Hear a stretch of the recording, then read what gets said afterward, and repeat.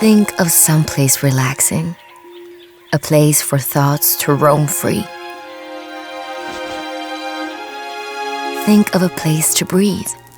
That's right, breathe.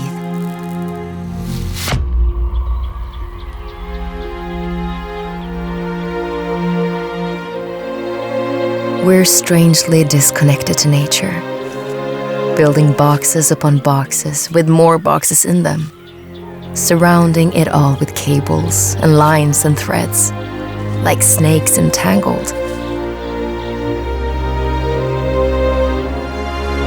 What if we acknowledge the fact that we spend hundreds of thousands of years working outdoors, adapting our oldest sense, the hearing, to nature's acoustics, to the sound of nature? What if we could move forward and innovate the way an office sounds, through going back and learning from our origins? What if we make sure our offices allow for thoughts to roam free, for ideas to breathe?